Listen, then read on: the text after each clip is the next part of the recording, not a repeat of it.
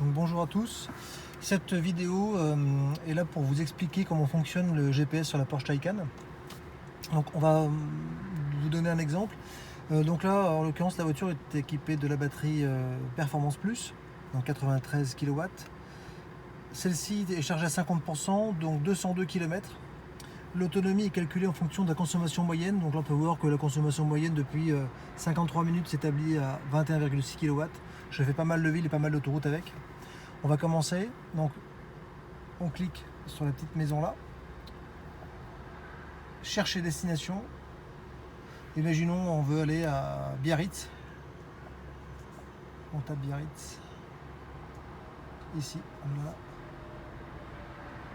On va aller à Biarritz Centre. L'itinéraire est en cours de calcul. Attention, l'itinéraire comprend des zones de trafic perturbées. Donc là, on le laisse un peu travailler.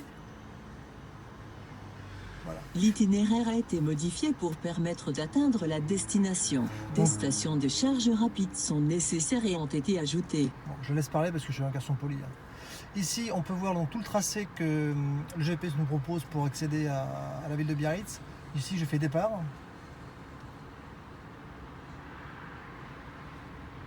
Voilà, donc j'aurai donc 6h13 de trajet, 554 km, et là elle me fait arrêter, enfin elle me fait arriver à Biarritz avec 50% de charge.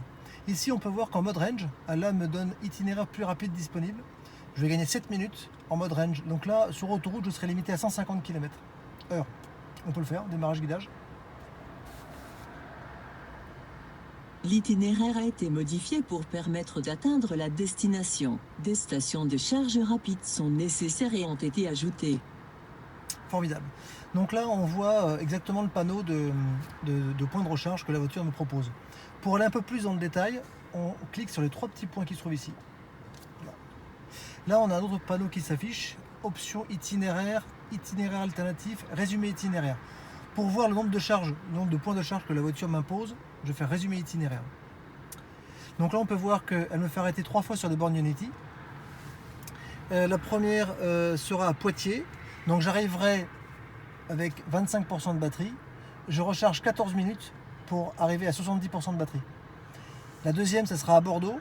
Je vais arriver avec 8% de batterie et je recharge 15 minutes pour arriver à 64%.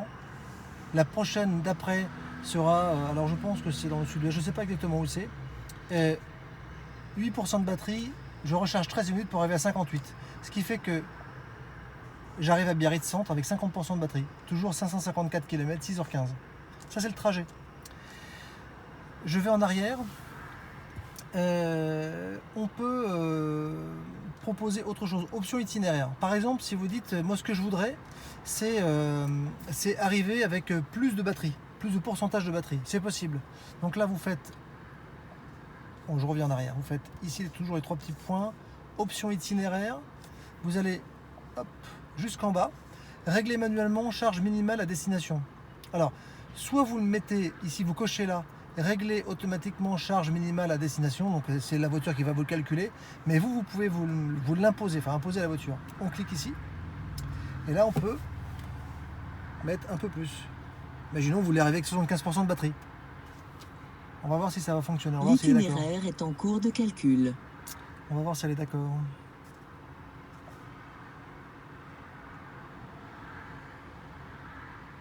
Ouais. L'itinéraire a été modifié pour permettre d'atteindre la destination. Des stations de charge rapide sont nécessaires et ont été ajoutées. Donc là, effectivement, il me fait arriver à Biarritz avec 75% de batterie. Je clique ici pour voir le résumé d'itinéraire, où est-ce qu'elle me fait arrêter. Ouais, en fait, elle me fait arrêter toujours au même endroit, sauf que la dernière recharge, elle me fait charger à 83%.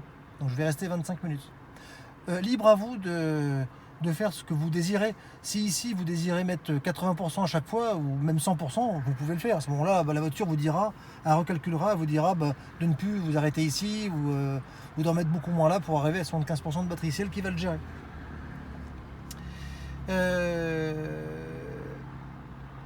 Itinéraire alternatif. Quand je clique ici, voilà.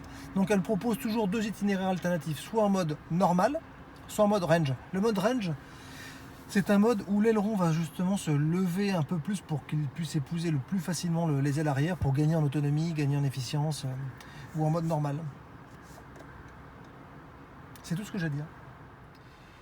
Donc pour faire la suite de l'exemple du trajet pour la Biarritz, si vous souhaitez aussi savoir où se trouvent les bornes à votre destination ou sur l'itinéraire, il suffit en fait de cliquer là.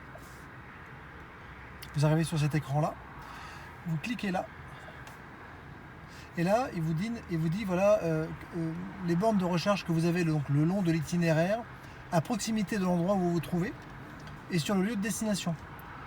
Il y a aussi possibilité de mettre aussi à l'étape. Si vous avez un trajet à faire où vous avez besoin de mettre une étape, vous pouvez aussi lui demander les bornes de recharge qu'il y a à ce niveau-là. Alors, imaginons, on va demander les bornes de recharge sur le lieu de destination. On clique. Je reviens en arrière. Hop. Vous cliquez là. Voilà. Et là, vous pouvez voir toutes les bornes de recharge que vous avez ici à destination. Donc on peut voir que là il y en a une au début à Bayonne. Dans Biarritz, c'est pas indiqué alors qu'il y en a certainement. On va demander si c'est possible d'en avoir d'autres. Toutes les bornes de recharge ici. Hop. Donc là on voit tout de suite qu'il y en a plus. Voilà. Il y en a à chaque fois sur ces points-là. On peut cliquer sur celui-ci, par exemple le numéro 2. On clique là. Donc là, il vous dit qu'il y a une zone de recharge à proximité. Il y a même la photo de l'endroit où il peut vous emmener pour charger votre voiture. Vous pouvez la mettre bien sûr en favori. Et puis après, il vous y emmènera. C'est une borne 22 kW sur celle-ci. Donc après, on peut aussi voir le numéro 3. Le numéro 3, c'est un parking tout pareil. Voilà, là, il vous dit Biarritz Parking, c'est un 22 kW. Vous pouvez le mettre aussi en tant qu'étape pour remplacer la destination actuelle comme vous le souhaitez. Je voulais absolument vous montrer ces éléments-là. Autre chose aussi sur la cartographie. Donc là, on est toujours sur le même schéma. Quand vous faites ici, vous cliquez là, ici, ça vous met tout le trajet que la voiture va vous proposer. Quand vous cliquez là, vous repassez à autre chose. Zoom automatique et tout le trajet. Ici, vous pouvez mettre... Ah oui, bon, pour l'instant, il n'est pas OK pour mettre en zone... pour changer le sens de défilement. Et sur les trois petits rectangles ici, on peut mettre la carte en 3D ou en carte satellite. J'ai fini pour les explications. Je pense que j'ai tout montré. Merci.